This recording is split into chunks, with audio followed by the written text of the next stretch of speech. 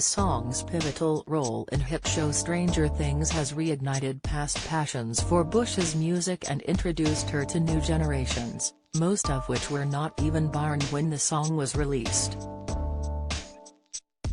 The song is reaping in hundreds of thousands each week, and while this would usually be split between a variety of companies, agents and other professionals, Bush is reportedly receiving 100% of the earnings.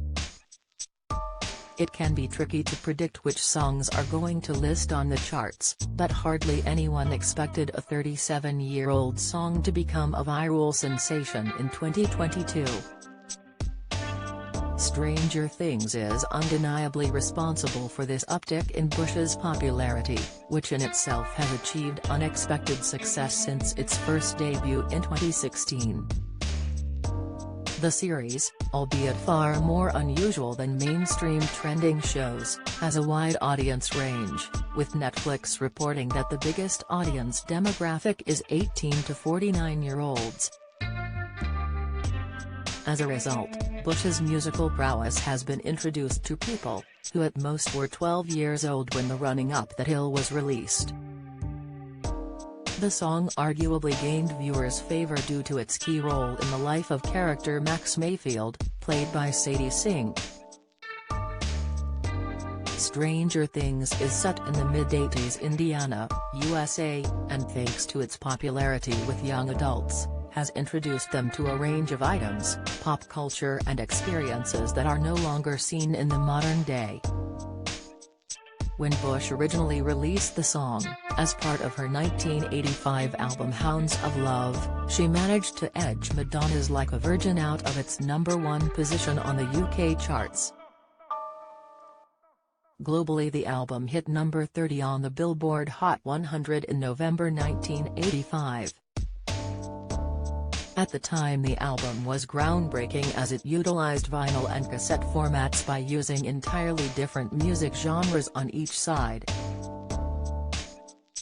The first side played 5 pop songs, including Running Up That Hill, whilst the reverse, called The Ninth Wave, has 7 songs all joined into one continuous piece of music.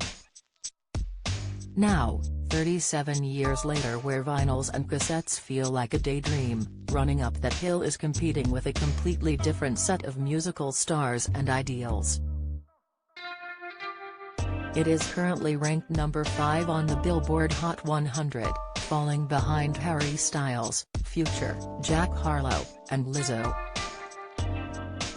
And if the song's success wasn't enough, majority of the royalties are heading straight to Bush's pockets. The song is listed on the Fish People label, owned by her company Noble & Bright. Don't miss, this also makes it one of her most lucrative songs, despite it taking almost 4 decades to pay off. Bush shared her awe of what is happening on her website, also thanking the creators of Stranger Things.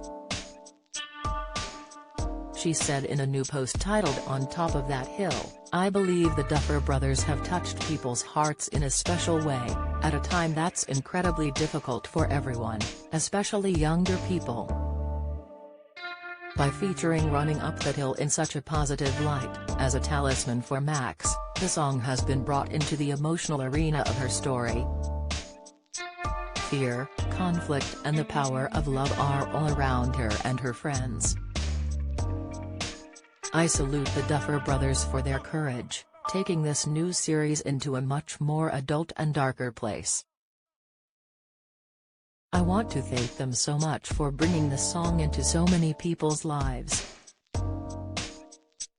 I'm overwhelmed by the scale of affection and support the song is receiving, and it's all happening really fast, as if it's being driven along by a kind of elemental force." Bush added she felt really moved by it all and admitted how unexpected this viral sensation has been. Bush rarely addresses the public. Before the Stranger Things appearance, her last Twitter post was in 2019. As a result, little is known about her private life, aside from her marriage to fellow musician Danny McIntosh.